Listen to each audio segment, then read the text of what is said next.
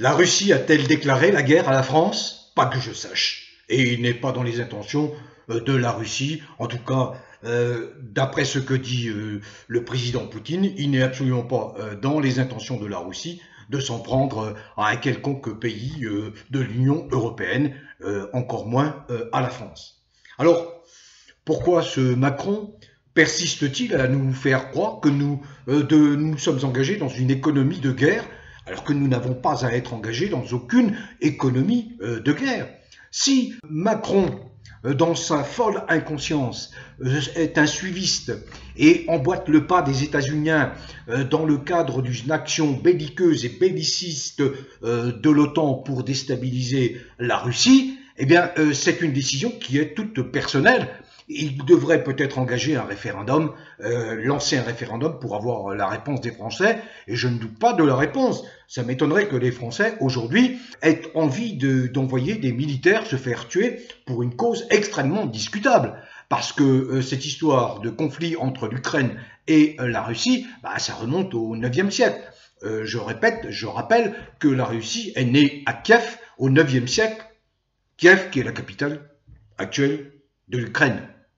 Alors, quand j'entends ce tersatz de président, ah oui, je vais traduire, ce sous-président, car il n'est absolument pas à la hauteur, imposer des sacrifices aux Français, leur dire vous devez moins vous chauffer, vous devez moins utiliser votre voiture, surtout la voiture électrique, alors que parallèlement on voit sur toutes les chaînes de télé des pubs incitant à acheter des voitures électriques ou hybrides. Enfin bref, on marche à nouveau sur la tête avec ce psychopathe, mais le professeur de psychiatrie Salgatori nous avait prévenu, avec un psychopathe, ne vous attendez pas à ce que ce soit le calme, ce sera plutôt le chaos dans tous les domaines d'activité, tous les domaines de la vie, c'est le chaos, le désastre, le désordre, la catastrophe, et ça s'accumule et ça s'accumule. Et là, il voudrait nous faire croire que nous sommes obligés d'entrer dans un conflit mondial, de surcroît nucléaire, et il parle même de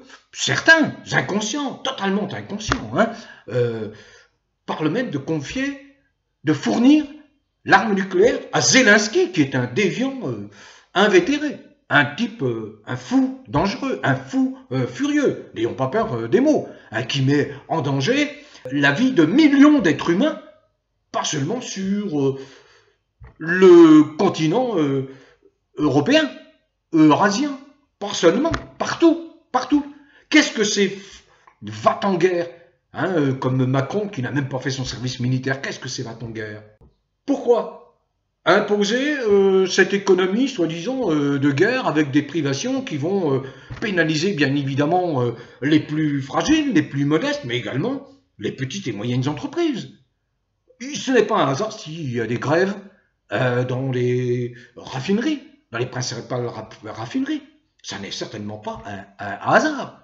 Et j'espère que ces grèves, elles vont trouver une amplification au fil des semaines, au fil des mois, jusqu'à blocage complet de la France. C'est ce que l'on réclame, nous, les résistants, depuis l'arrivée de Macron. C'est un moyen de nous débarrasser de cette engeance, de cette triste engeance macronienne. Je viens donc d'enregistrer une vidéo parce que je reçois des centaines et des centaines de commentaires que vous m'envoyez, qui sont des commentaires judicieux, intelligents, certains prennent du recul, mais il y a aussi des commentaires de personnes qui sont inquiètes, à juste titre, pour ne pas dire pour d'autres apeurées, qui sont fatiguées, qui sont lasses, qui se découragent. Et je comprends bien cette réaction, car c'est une réaction humaine. J'ai donc enregistré une vidéo que j'ai publiée sur odyssée.com. Mais comme c'est une vidéo au ton ferme, pour ne pas dire musclé, car je ne fais aucune concession à qui que ce soit, surtout à propos des acteurs politiques français, je n'épargne personne, absolument personne, parce que je considère que depuis que l'Assemblée nationale détient le pouvoir effectif en France, eh bien, elle aurait dû immédiatement, au vu des dégâts monstrueux, dégâts humains et économiques monstrueux causés à la France par Macron depuis qu'il est au pouvoir, elle aurait dû engager une procédure de destitution en vertu de l'article 68 de la Constitution. Il suffit soit de 58 députés qui se mettent d'accord pour engager la procédure, soit de 34 sénateurs. Est-ce que c'est impossible de trouver 58 députés ou 34 sénateurs qui engagent cette procédure? Donc, c'est clair, les politiciens signent leur lâcheté. Ils refusent de s'attaquer aux racines du mal. Les racines du mal, c'est Macron. Il refuse de nous débarrasser de cette gangrène macronienne. Au contraire, il la laisse croître et embellir, en dépit des apparences, en dépit des pseudo-joutes qui font partie d'une espèce de jeu de rôle entre eux à l'Assemblée nationale ou au Sénat. Mais tout ça, c'est stérile, totalement inutile.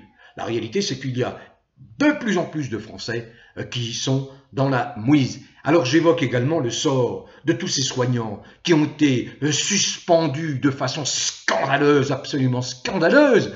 Or, avec toutes les révélations qui arrivent, notamment des dirigeants du principal labo Pfizer, ces soignants doivent être réintégrés immédiatement avec versement de tous les arriérés de leur paye, de leur traitement et une prime pour les payer du préjudice moral, matériel subi. Voilà, il faut les réintégrer immédiatement car ça c'est un scandale majeur. Donc j'évoque cette situation, mais j'évoque surtout le fait que il faut élargir votre champ de vision pour ceux qui se découragent. Vous regarderez, j'espère, vous allez visionner cette vidéo que j'ai faite et que je publie sur Odyssée. Parce que c'est mon propos central. Et je fais un retour en arrière sur la résistance en France. Des résistants qui ont dû s'accrocher contre l'occupant nazi, qui ont dû s'accrocher contre l'occupant de l'intérieur qui était les vichistes. Et ils ont fini par gagner, par vaincre. Pourquoi? Et c'est là où je fais le parallèle, et vous allez le comprendre. Pourquoi? Parce qu'à partir de 1942-1943, la force alliée devient un élément concret. Il y a les États-Unis, il y a les Canadiens, il y a les Anglais, il y a les Français résistants, la France libre, il y a les Polonais, et il y a les Australiens, mais il y a également l'URSS qui a pesé de tout son poids dans la victoire contre le nazisme. Or, aujourd'hui, eh bien, nous sommes occupés de l'intérieur par des gens qui prônent des idéologies qui sont proches de celles que ces gens ont voulu imposer à la France pendant l'occupation.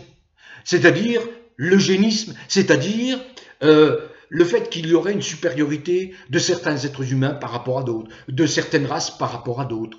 Vous comprenez? Et qui est arrivé en soutien des résistants de l'intérieur en France pendant cette période de l'occupation nazie? Eh bien, il y a eu bien sûr le soutien des alliés occidentaux, mais également le soutien de l'URSS qui combattait et qui a perdu énormément des millions d'hommes. Des millions d'hommes, je crois que le chiffre c'est 20 millions d'hommes. Aujourd'hui, nous sommes occupés de l'intérieur par ces gens, ces transhumanistes, ces eugénistes qui sont des gens qui veulent nous faire croire que les lois naturelles n'existent pas et que seuls leurs délires prévalent aujourd'hui. Non, nous sommes occupés par cela. Et Macron fait partie de cela. Et des gens que l'on croyait sains d'esprit ont emboîté le pas. Des politiciens ont emboîté le pas et soutiennent Macron. Sauf que Macron se heurte à un mur et nous, les résistants, nous devons savoir que nous avons un allié de taille. Un allié de taille. C'est la Russie, mais c'est aussi les BRICS. Et au sein des BRICS, il y a la Chine, 1,4 milliard d'habitants. Il y a l'Inde, 1,4 milliard d'habitants également. Donc, nous sommes dans une passe qui est extrêmement importante pour l'humanité. Nous sommes dans une phase de bascule. la civilisation occidentale dominée par les États-Unis est en train de s'effondrer. Émergent d'autres équilibres. Et ces équilibres nous permettent d'envisager un autre avenir. Or, je dirais, pour conclure, c'est que Macron se trouve du mauvais côté. Il ne tient pas le bon manche. Quoi qu'il en dise, quelles que soient ses gesticulations, ses vociférations de déviants. Non. Prenons l'exemple de l'énergie. Voyons, Poutine dit, écoutez, il est inutile de souffrir, je suis en mesure, nous sommes en mesure de vous fournir le gaz dont vous avez besoin. Qui refuse? Macron. Parce qu'ils sont mis en tête de suivre les ordres des Occidentaux, des États-Uniens, de l'OTAN, etc. Et il gonfle ses petits muscles face à l'ours russe. L'ours russe n'en a cure. Il appartient à un groupe qui est un groupe extrêmement puissant, au sein duquel se trouve la Chine, qui est aujourd'hui la première puissance mondiale, n'en déplaise aux États-Unis. Donc voilà, la vidéo que je viens de publier reprend un petit peu tous les thèmes que je viens d'exposer. Si vous voulez avoir cette vidéo beaucoup plus musclée, je dirais, dans les propos, dans les termes, puisque j'évoque également d'autres choses, mais que je ne peux pas traiter ici, et vous en connaissez la raison, eh bien, vous pouvez vous rendre sur odyssée.com. Je mets le lien dans le descriptif de la présente vidéo. Bon vent à tous. Continuez à cultiver le bien-être, ne cédez pas au découragement, ne vous laissez pas influencer par la lâcheté des moutons de Panurge qui nous entourent, laissez-les bêler. Bon vent, prenez soin de vous, portez-vous bien, bon vent à tous.